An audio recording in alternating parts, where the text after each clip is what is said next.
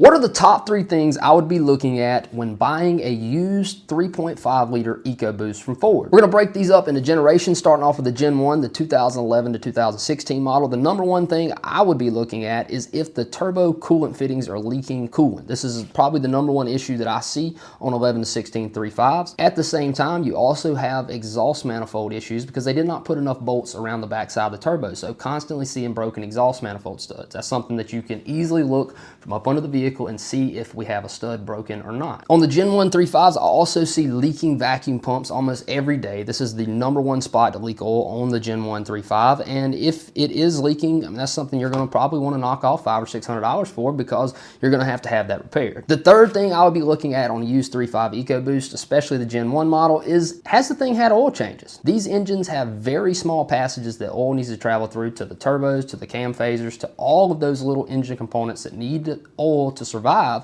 And if somebody does not keep up with good oil change intervals, it's not going to last. If you're buying a Gen 2 2017 to 2020, the number one thing I want you to look for is I want you to do a cold start on it and see if it has cam phaser rattle. If it doesn't have cam phaser rattle and it has over 75,000 miles, you might as well go ahead and knock $3 grand off the price, because it's gonna need cam phasers. I promise you, this was a factory defect. It's something that should have been recalled, but it wasn't.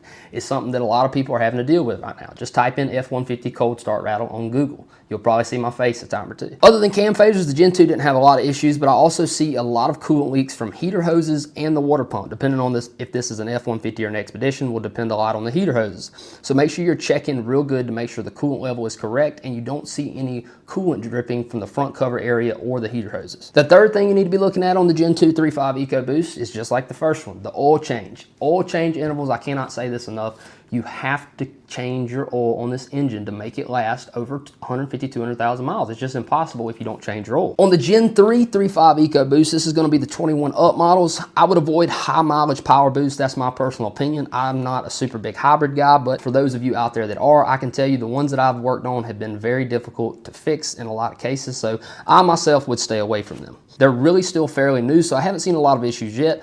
Hopefully, if you buy a Gen 3, you're probably still getting a warranty. If it's a Ford, you're looking at a 60,000 mile powertrain warranty, or a Lincoln, it's a 70,000 mile powertrain warranty. Even with buying a Gen 3, the number one thing you should be checking for is oil change intervals. I cannot stress this enough, guys. Change your oil, and if you're buying a used truck, you need to make sure it's had regular oil changes.